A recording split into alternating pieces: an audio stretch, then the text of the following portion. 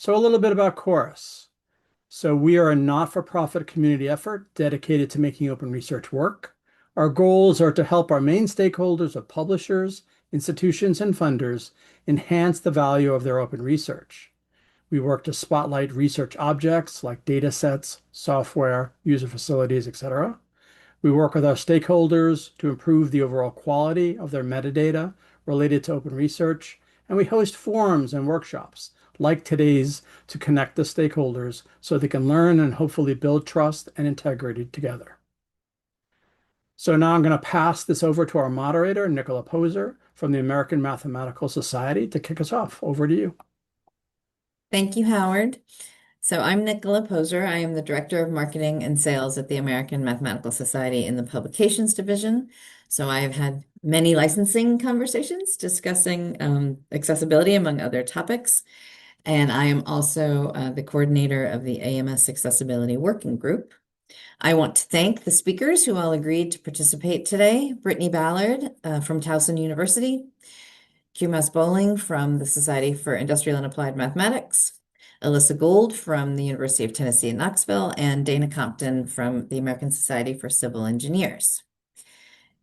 We will save time at the end for questions, so please do hold your questions, or I believe they can be entered into the Q&A function. Tara can correct me if that's not true. And if you want to go to the next slide. So I just wanted to say a few words as an overview of this conversation. As I started jotting down some thoughts, it made me think about how long I've been in this business, because I started in the textbook part of the industry when publishing was still primarily a print business. And I remember learning about the work that was involved in providing books in response to requests from disability services offices on campus, typically for Braille conversion.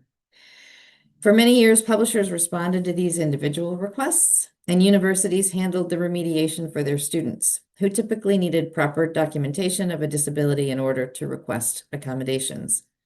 As we will hear later, this put the onus on the student and on individual campuses. As content moved online, we began to shift to a more collaborative or conversational model of addressing accessibility.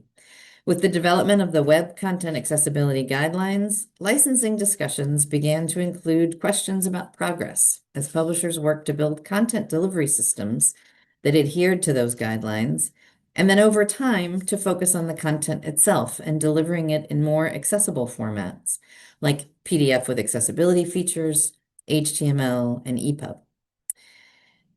Publishers were asked to provide accompanying documentation, like the voluntary product accessibility template, also roadmap templates to document progress, and others.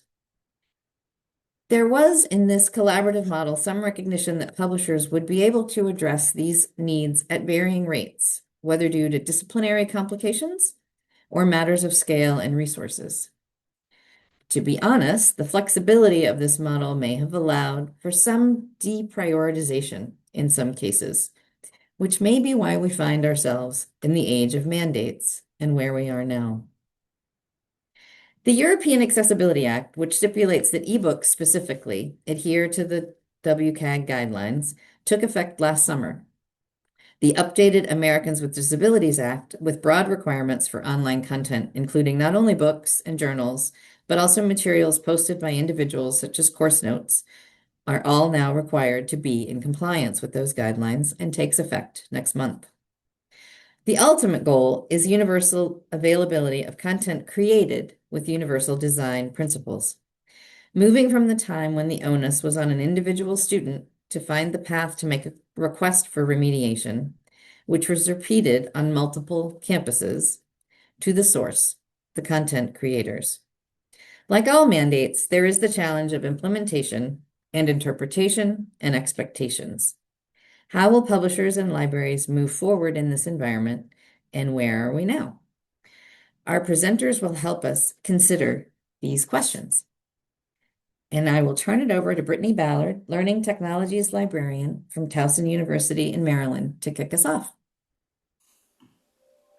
Good morning, everyone. Can you hear me okay?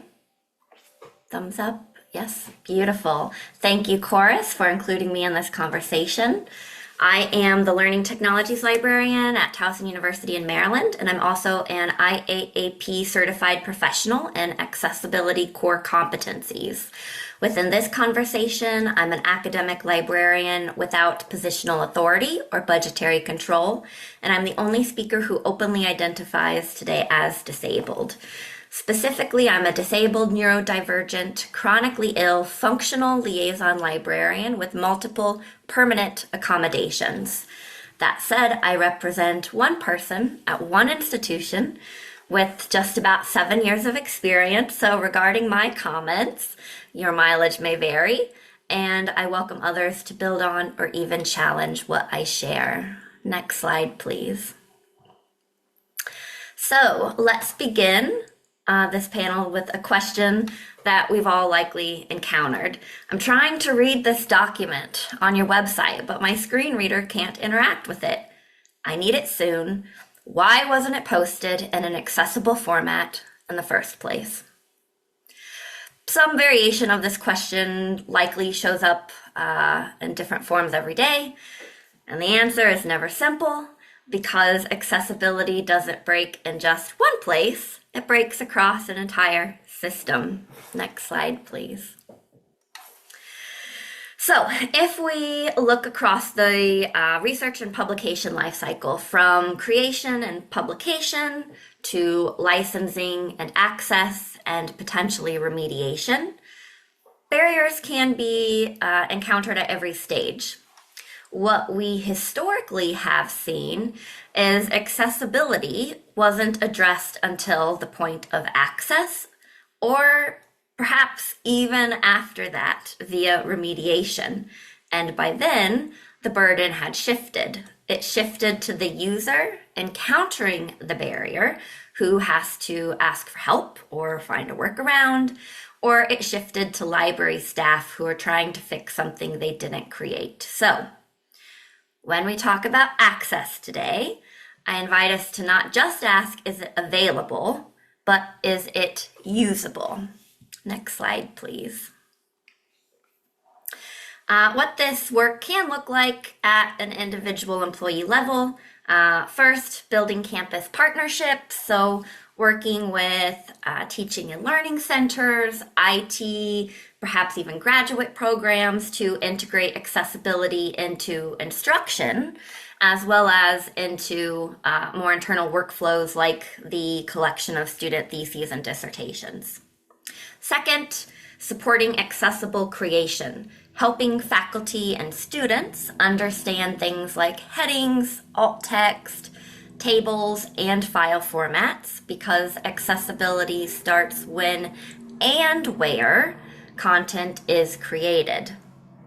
Third, shaping research workflows, engaging with research platforms, repositories, and what we often call upstream workflows, thinking about how research is created and shared before it becomes a publication. This is all still very much in progress, even at my institution. So I come to you today not offering a success story, but a single, simple case study. And the work is further complicated because ultimately we are relying on systems and content that we don't control. Next slide, please.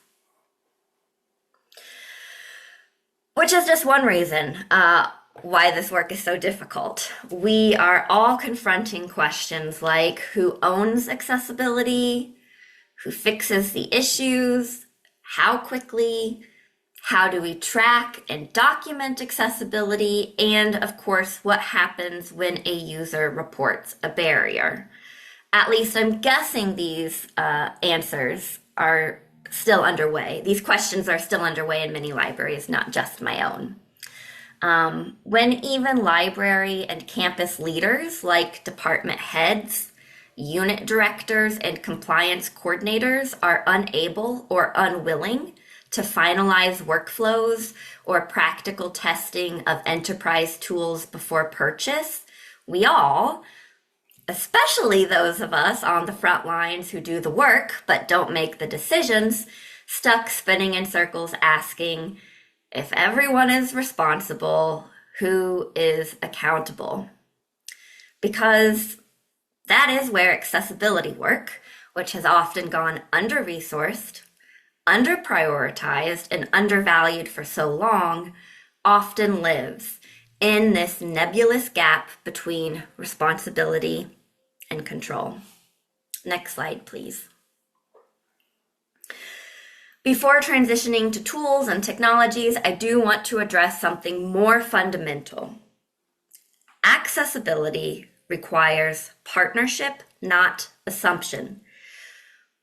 We can't design for disabled users without actually engaging disabled users and the campus and community partners already doing this work.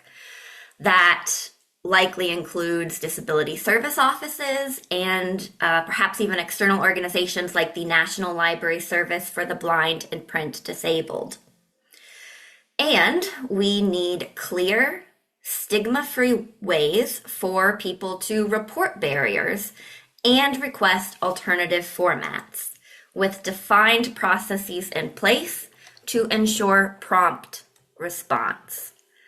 Because accessibility isn't something we declare, it's something our users experience, and if we're lucky, share with us. Next slide, please. Of course, the elephant in the room when thinking about tools is artificial intelligence. And AI can help us get 80, maybe even 90% of the way there. For instance, AI can generate alt text, captions, and help with format conversion at scale, which is valuable. But for disabled users, especially those using screen readers, accessibility also requires accuracy.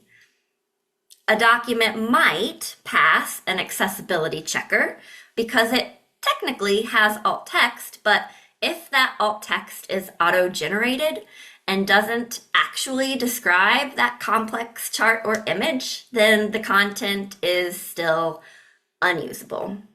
So, while AI can support accessibility work, it can't replace human judgment, especially when it comes to the kind of meaning making required in scholarly research. In other words, accessible does not always mean usable or accurate when it comes to AI. Next slide, please. I want to close us today by briefly reframing how we think and talk about this work. Compliance is a prerequisite. Accessibility is a prerequisite. Inclusion is the mandate, and belonging is the goal. And as the ADA reminds us, the barrier is not the disability. It's the systems we have yet to redesign. Accessibility is everyone's responsibility, but right now it is not shared evenly. Next slide, please. Here are a few resources to get you started on your journey, plus a QR code to my personal website where I will share these slides in alternative formats with a full transcript. Next slide, please. And with that, thank you. I welcome future communications from all of you in attendance today with questions, corrections, and shared practice. So please join me in welcoming our next panelist, Q, to the stage.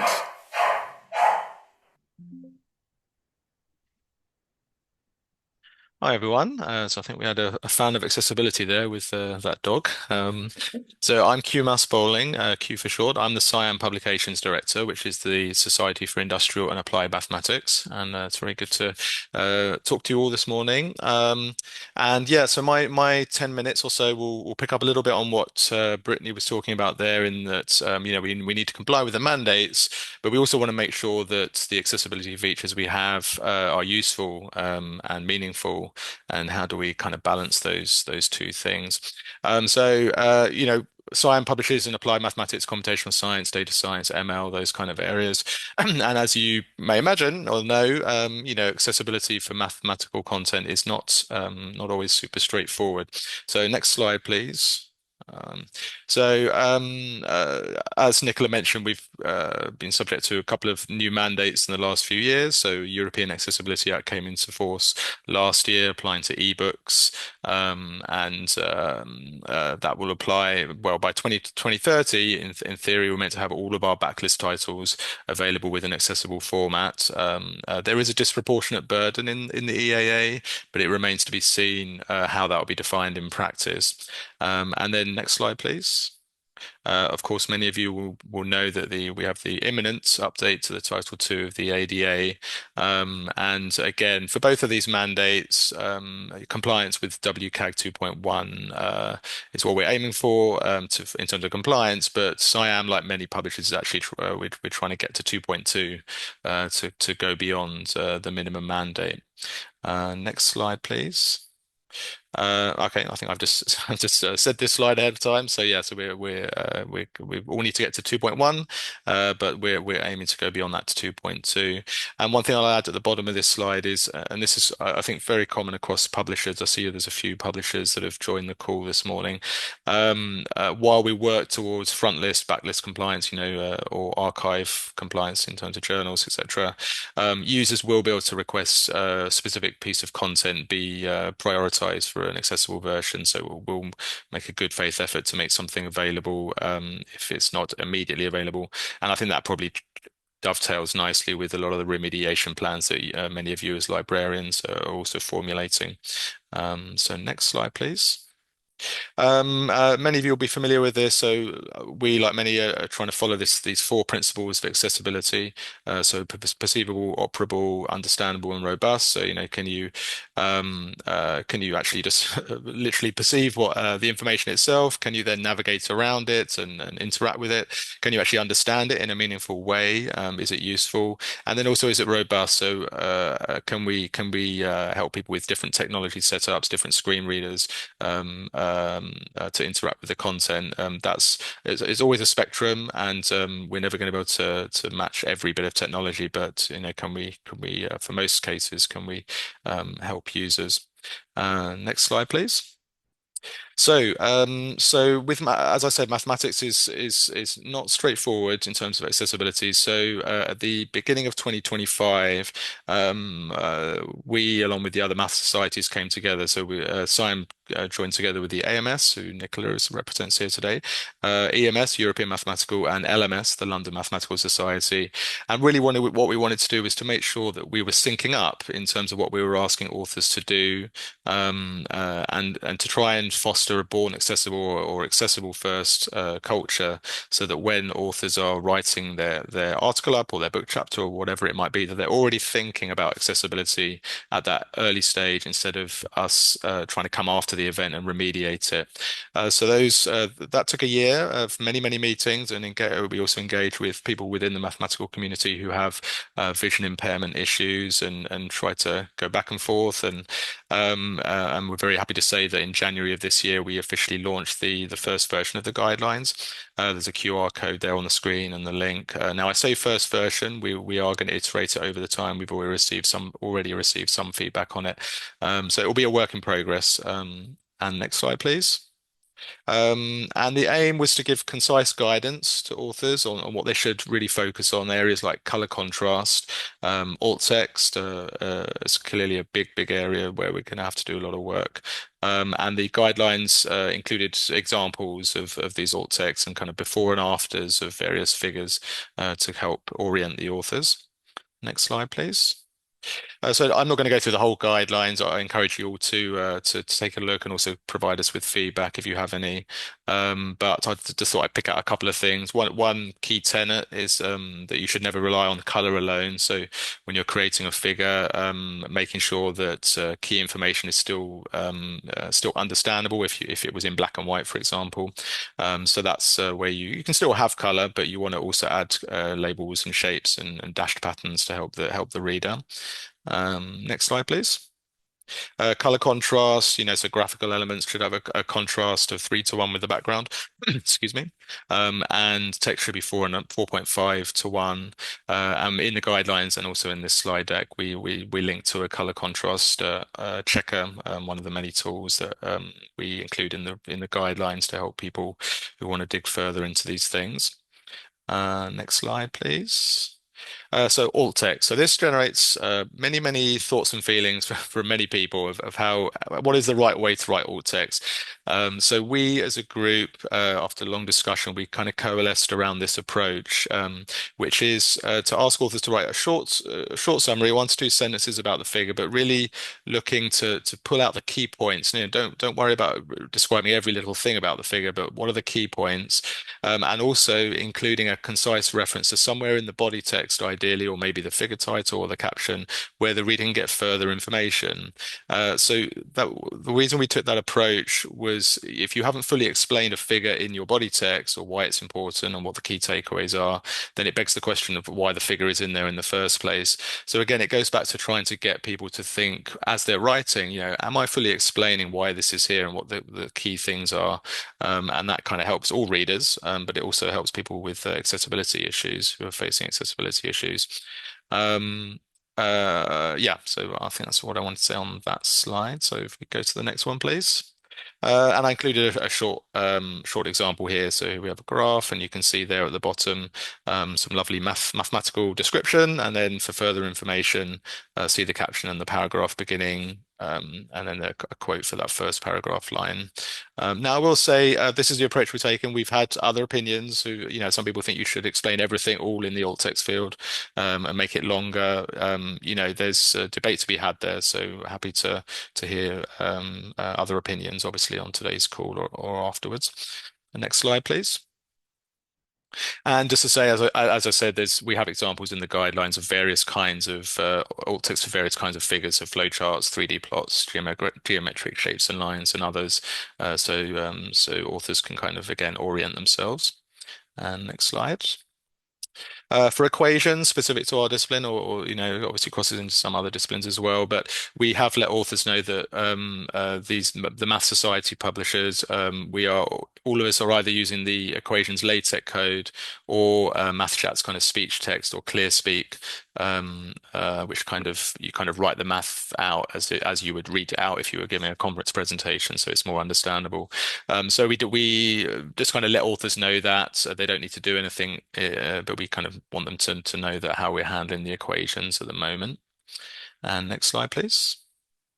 And I'm not expecting you to read this. I just wanted to put a list in here just to give you a sense that in the guidelines, we obviously relied on a lot of work from a lot of organizations, and we tried to pull together hopefully a useful list of resources from further reading. And if you notice anything that isn't on there that you think should be on there, then please do send us that information. Now, how would you send any feedback? If we go to the next slide, I think I included so again, I put the link to the guidelines there, and if you want to send any feedback on the guidelines, we have an email address, publicationsaccessibility@siam.org. And if you send us feedback, we will share that with the working group of the other math societies. We come together periodically to discuss feedback that's come in, and we'll continue to do that over time. And yeah, I guess I want to end there at the bottom. I've put it in bold. What the aim is that if we work together as publishers, authors, librarians, the aim is that we can create an accessible first culture where people just becomes part of how we work, what we're thinking about as we create our content and we publish it. And I think that's my last slide. If we go to the next one. Yes, and I think we're holding questions for the end, right? But I look forward to the discussion. Thank you, Q. And now I will introduce Elyssa Gould, Interim Assistant Dean and Head of Acquisitions and Continuing Resources at the University of Tennessee in Knoxville. Thank you, Nicola. Hi, everyone, and thank you so much for having me here today. Before I get started, I do want to thank our forum organizers for all their hard work in putting together a great group of speakers today, and I hope a great conversation after we're done. Next slide. So during my brief time with you all today, I'm going to share about the University of Tennessee's approach to accessibility for library resources, what you can do to help improve accessibility, and a list of resources to assist you on this journey. Next slide, please. So first, to get started with our approach. Next slide, please. So at the University of Tennessee, we are using a multi-pronged approach for accessibility for our library resources. We are using accessibility clauses in our licenses, accessibility testing that we perform ourselves, and accessibility documentation. So we really began with our first prong in 2016 by including accessibility clauses in licenses for electronic resources. This language has developed over time, but currently we use a mix of federal law and university policy combined with some of the elements of the Big Ten Academic Alliance's template language. We've seen a high success rate with this language, and anecdotally, we've noticed fewer objections to this language since the ADA Title II regulations were announced. So we are glad to have that. Our second prong started in 2019 when accessibility testing became a part of our approach. Our Office of General Counsel was concerned about the actual accessibility of the various technologies that were being licensed across campus and whether those technologies matched the VPATs that we were collecting at the time. So the Office of Innovative Technology on our campus started testing our e-resources for accessibility that year. And then a few months later, they stopped doing the testing because they realized it was a lot of work. And of course, then that work got passed to us in the libraries for our own resources. They did provide us with some guidelines ourselves to do these accessibility reviews, but we didn't have anyone with the skills to do those reviews to an adequate level. We were eventually able to add an accessibility coordinator position in 2022. And so since then, we have really integrated our accessibility testing with our licensing processes so that you cannot do one without the other. That third and final prong of our approach is accessibility documentation. Our Office of General Counsel requires that multiple documents be attached to each license submission to verify that we have tested the resources and we are aware of any risks involved with licensing them. We have found that by holding up the license and the upcoming ADA Title II regulations as our carrots, we are having a greater success rate in getting responses from our vendors on the current and future accessibility of library resources. Next slide, please. So, what are these documents? Before signing a license agreement and acquiring a new electronic resource, our campus is requiring three things. The first one is the VPAT, the Voluntary Product Accessibility Template that you've heard about already. This document is essentially that report for how a product is doing against the current web content accessibility guidelines. And this is completed by the vendor, and we hope it's downloadable from their website. But if it's not, you can always ask a rep for that information. The second document that we are required to include is a product accessibility roadmap. And this is a template that we borrowed from someone else and have adapted for our needs. Our accessibility coordinator will fill out this document according to the findings of her manual accessibility testing reviews, and then she asks the vendor to respond with the approximate time frame for any fixes or resolutions. And the final document may or may not be required. It's just required if the issues identified in that roadmap are prohibitive for someone with a disability. But that's about 95% of what we have tested so far. So most of our resources do have this equally effective alternate access plan. This plan is just internal for our own purposes. It is intended for use if a patron comes forward with a need before an issue has been resolved by the vendor. So it's giving us that plan of how do we help this person in the meantime. And we are also working backwards, and we're obtaining and creating all of these documents for the subscribed resources that we already have in our holdings, not just new things. Next slide, please. So I'm very happy to report that in the 4 years since we hired our accessibility coordinator, we have received a completed roadmap from a little over 71% of the vendors whose resources we have reviewed during that time. So this means that the roadmap includes dates and promises for future improvements. Next slide, please. And then for those completed roadmaps that we've received, 77% of those resources have incorporated actual improvements 1 year later. And we are thrilled that this makes the resources more accessible, not just for our own patrons at our institution, but for every library that subscribes to them. And we're so grateful to our vendors for incorporating our feedback into their product. Next slide, please. Right, what can you do? So we've been through the kind of intense process here at the University of Tennessee. You might be wondering what you can do, especially if you're at an institution that doesn't have an Office of General Counsel that's backing you up and asking for accessibility language in your licenses, or maybe you don't have the staff to perform accessibility reviews. Next slide, please.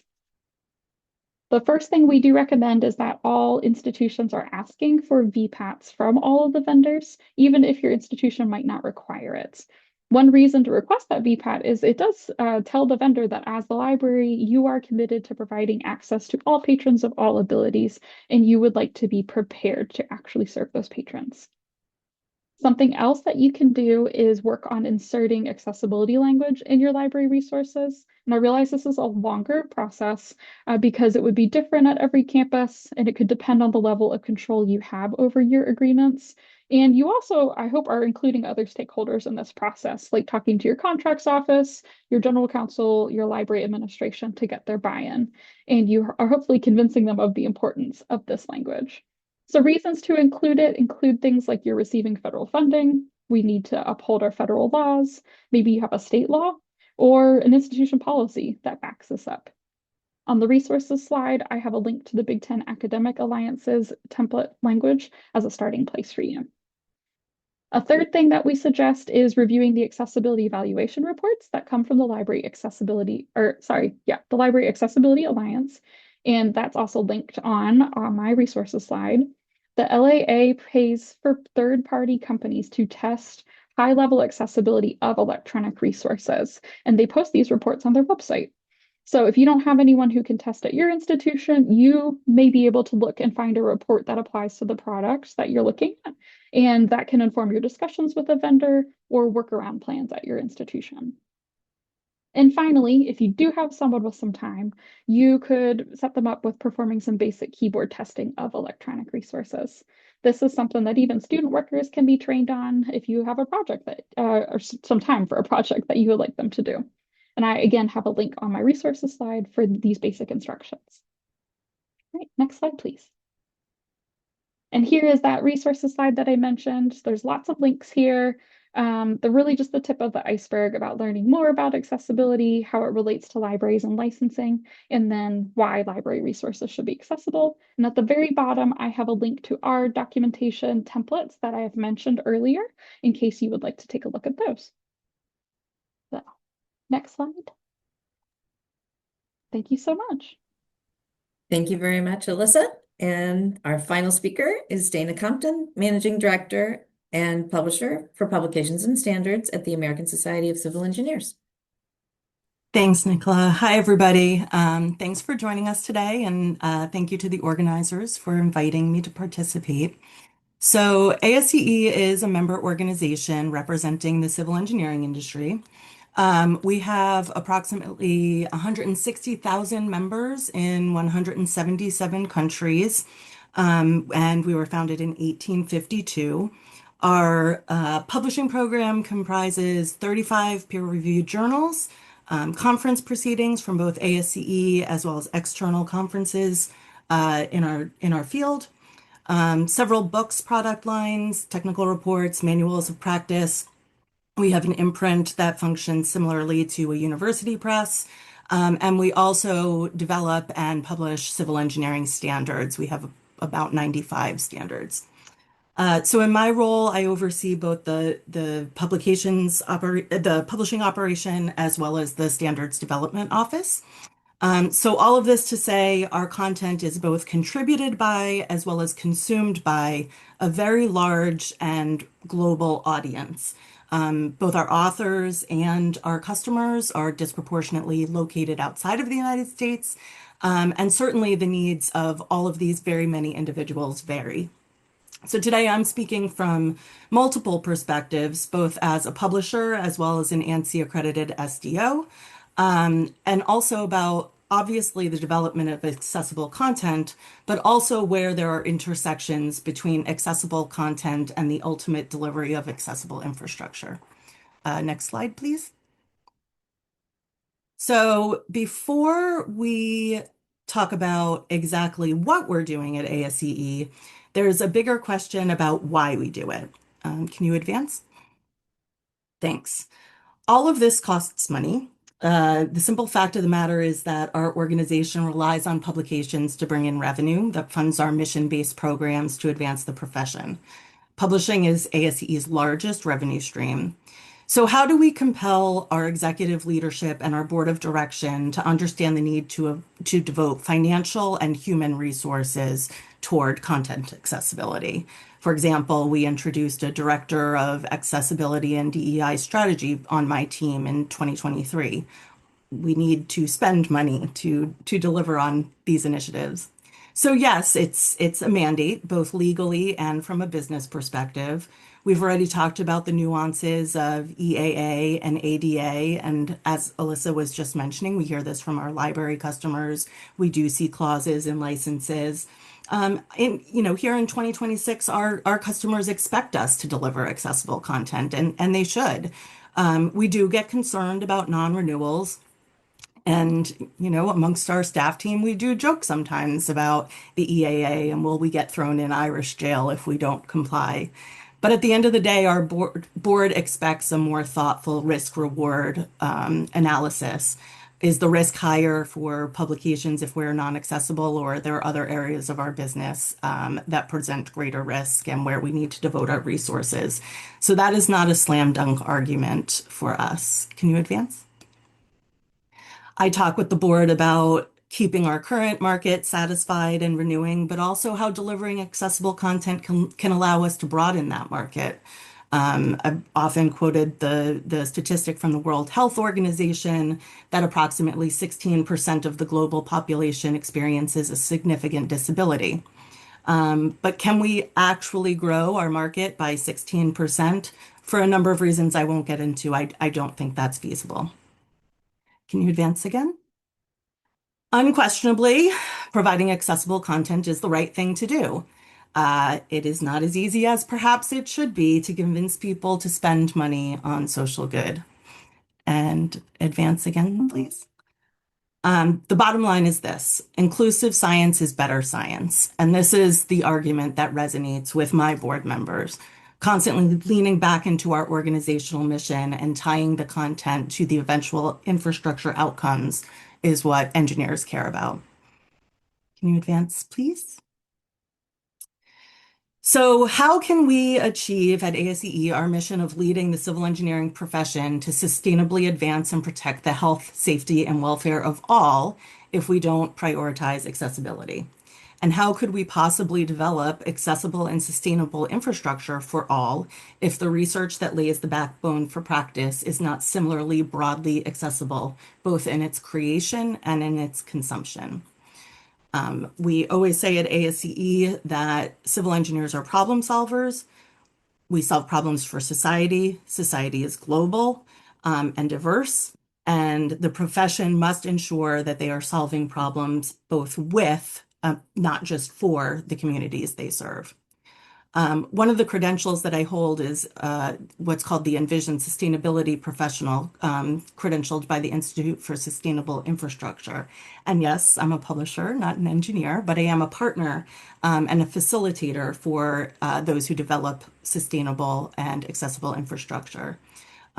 Projects can be certified by Envision as sustainable, and accessibility is a component of sustainability. So thinking back to some of the earlier comments from Elyssa and Brittni, and Q as well, one criterion for achieving sustainability and accessibility is actually community engagement. We certainly can't presume that we understand the challenges faced by groups with different needs. So, for example, for infrastructure, this might include anything from preservation of cultural landmarks, noise targets, solutions for mobility like sidewalk cutouts, and so forth. And similarly, we need to be vetting our accessible solutions for content with our content community. Next slide, please. Authors want their content published quickly. ASCE wants us to earn revenue. Librarians and end users want accessible content that is valuable, useful, and good. I truly aspire to the mathematical guidelines that Q and his colleagues have developed, but our reality today at ASCE is that we're not there. We know from our organization's involvement in curricula development that engineers, by and large, do not learn how to write. They certainly are not learning about how to construct useful alt text. We also know that, by and large, they are not reading our guidelines, although we do make them available. I think it is an argument for making even our guidelines more accessible.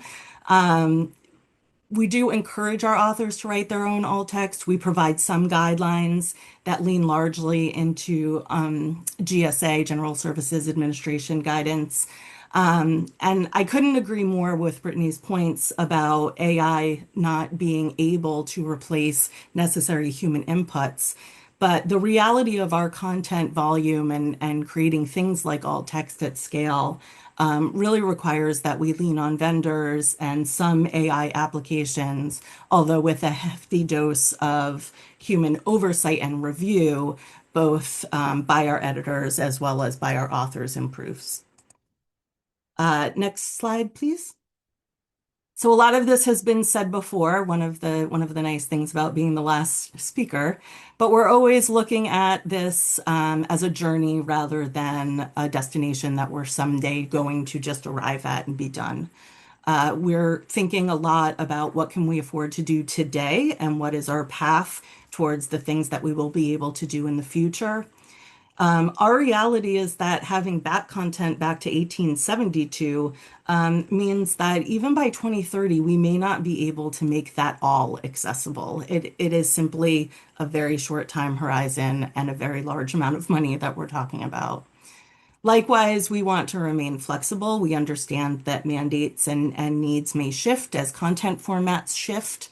So we want to leave ourselves room to iterate over time. But that said, we do have a roadmap. We have a record of our work to date, as well as our direction of travel for the future. Next slide, please. Continual improvement is our goal. We remain open to input from our communities. This is how we figure out how to prioritize what features are most useful, where are users finding difficulty in consuming our content. We have a forum where our library customers can provide feedback, and we try to stay engaged in the community to hear what our competitors and colleagues are doing as well. Next slide, please. I did want to touch just briefly on standards. So I'm not sure if there are other SDOs on this call, but what we've found is that standards present a very special challenge when it comes to accessibility. If you're not clear, standards are developed by consensus and require balanced committees with representation from industry, from academia, and from the regulatory space. All of this is governed by ANSI, the American National Standards Institute, I believe. They accredit our process. They accredit the rules that our committees must follow in developing the standards, and they do not have guidelines about accessible content in standards, which is unfortunate. It's also hard for us to know how useful accessible content is for engineers in practice. So, we've had conversations with our members. Would an engineer with sight limitations actually use an image they can't see based on alt text, or would they consult with a sighted engineer? Is it useful to hear a screen reader designate at the beginning and end of every single instance of alt text that the forthcoming content is not balloted, and then following the alt text, we are moving back to content that is balloted? That would be a requirement under ANSI. We don't know, as we stated before, we can't put ourselves in the position of somebody who needs these accommodations. But some conversations we've had with members indicate that might be distracting. Does it make the standard more usable or in fact less? Our take on this at present is that, with there being questions about what disproportionate burden actually is, it's extra work on volunteer committees who aren't well versed in things like alt text. It is financially prohibitive. Some of our standards have thousands of images. A process could be developed and codified in rules that must be updated and accredited every 5 years. But ANSI could possibly develop rules around alt text that differ from what we put together, and then what we do. What do we do? So, the approach we've taken at ASCE is that we've developed with our general counsel kind of a back pocket letter that explains the points where we find developing certain accessibility features for standards to be a disproportionate burden. Next slide, please. So that's it for me. Thank you for your time and attention today. It's been a pleasure to be here. Thanks, everyone. I'm going to ask one question just to kick things off, and then I do think there are a few in the chat that I think Tara will hopefully help us with. But I was struck, and I know also in some of our planning conversations, we've all talked a little bit about the fact that a term like compliance can create the sense that we're dealing with a binary choice here, that content either is compliant or it isn't. And we know in reality, and from quite a bit of what each of the speakers has said, there is obviously guidelines are open to interpretation. And there are some differences, whether based on the nature of the content. So I think I'm going to start with Elyssa, because I will confess that we've benefited enormously from the care that her team takes to test and really engage with publishers around what compliance actually might look like. So I'd love to hear your thoughts first, sort of about that flexibility that Dana talked a little bit about, and then I'll ask the other speakers to come in as well. Yeah, I'm happy to get us started. I feel like accessibility is very much a spectrum, and I agree with all the speakers on it's a process to get to. I do want things to evolve over time to continue getting better, and so asking for things in like one point in time is actually not useful to anyone, either on the publisher side, the library side, and definitely not the patron side. So I just lost my train of thought, but I agree that very much it's the spectrum, and I appreciate that our general counsel on campus has also been on board with that understanding that we have the backup from our legal folks, and so they're not demanding something has to be done by April 24th, but that they're actually more seem to be in line with how we feel about it, that it's the process to get there is more important than getting somewhere and maybe not doing it adequately. Thanks. Brittni, I know, just to piggyback on this a little bit and throw it to you next in terms of this, that in your presentation, it was clear that you're still expecting that there will be some remediation that needs to happen at the campus level, even if we get to this perfect world of universal design principles being used from the beginning. So you want to talk a little bit about that in this question of how this really works on the ground? Sure. So individual access needs always can have potential to come into friction with others, right? And so, for instance, I need to read because of vision and neurological conditions. I need to read in dark mode. I need to adjust spacing, and those sorts of things. And what that may be completely inaccessible for someone with different color contrast needs or someone with different sensitivity needs, right? And so when we think about the way that assistive technologies evolve, the way basic, web browsers evolve, mobile phones, all the different ways that people are engaging with these technologies, we're always going to need to be able to listen to what a person needs for them to truly engage with the text, with the video, any sort of content, and then work with them to engage in the way that is comfortable for them, right? And so, yeah, I think really being, proactively letting disabled users know that you're here and you want to work with them to help them have the best possible experience. I think that's an important use of our time and energy that gets less conversation than the tools and the financial support that we need in place to technically make things accessible, if that makes sense.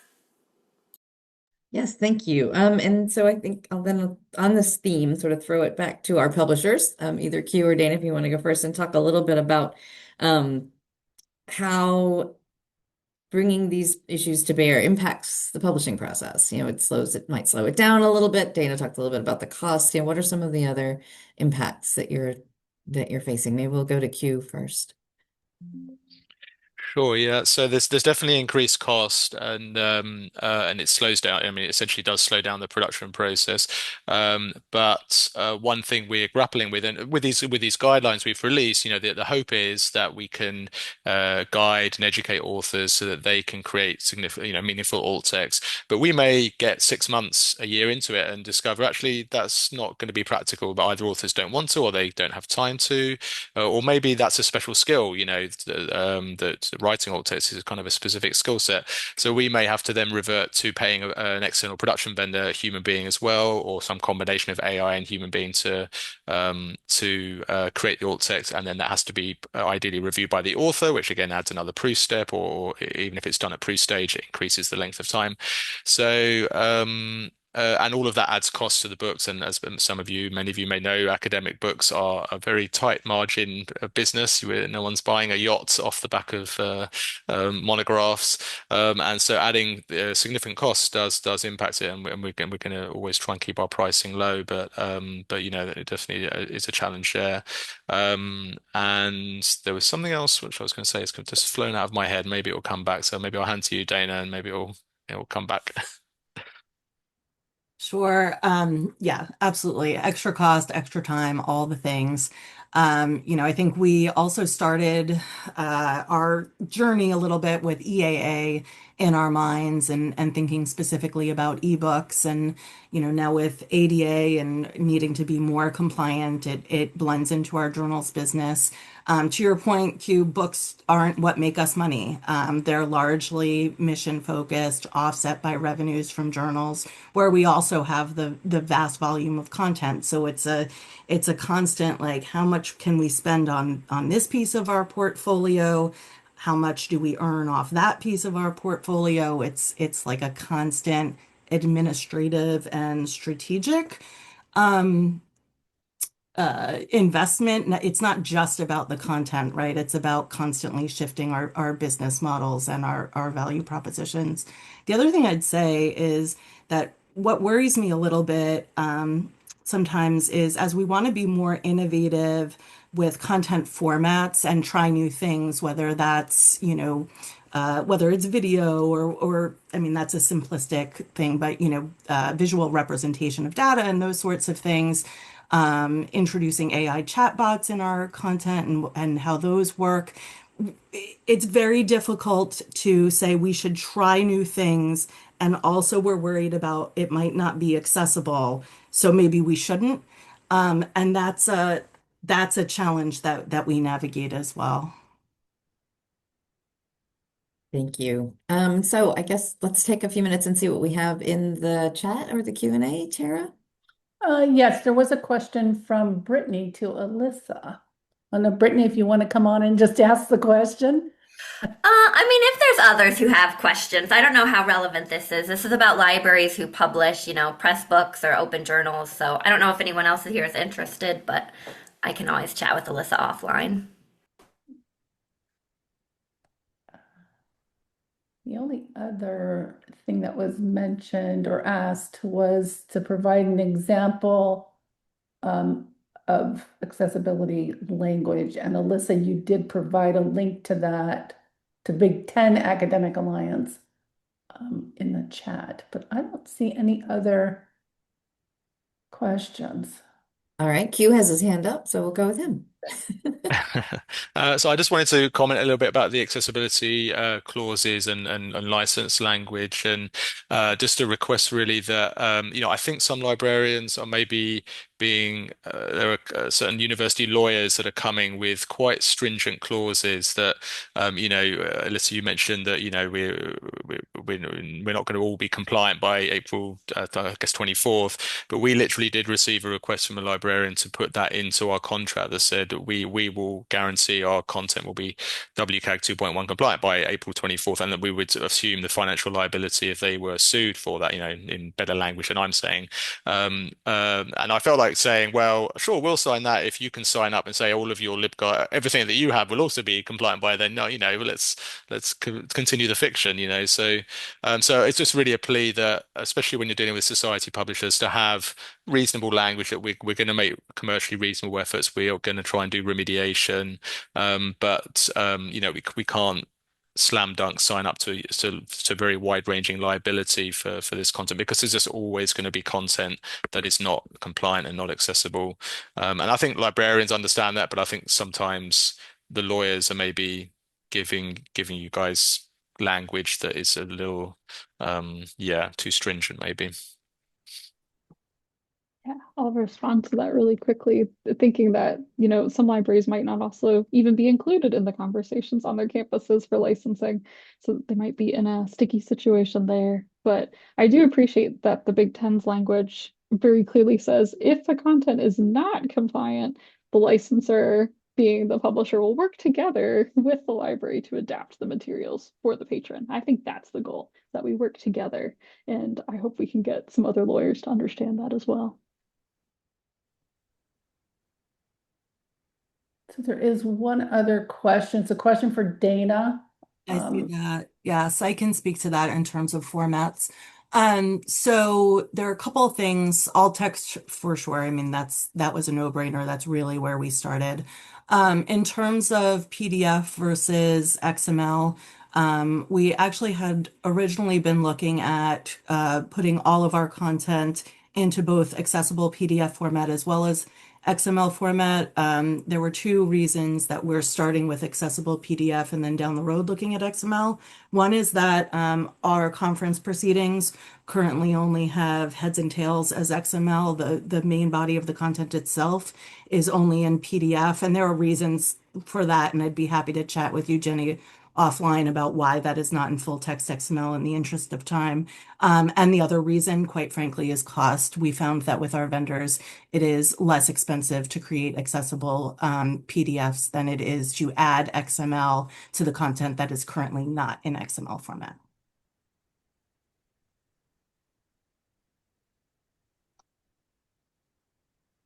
Okay. Sadly, I think we are at time.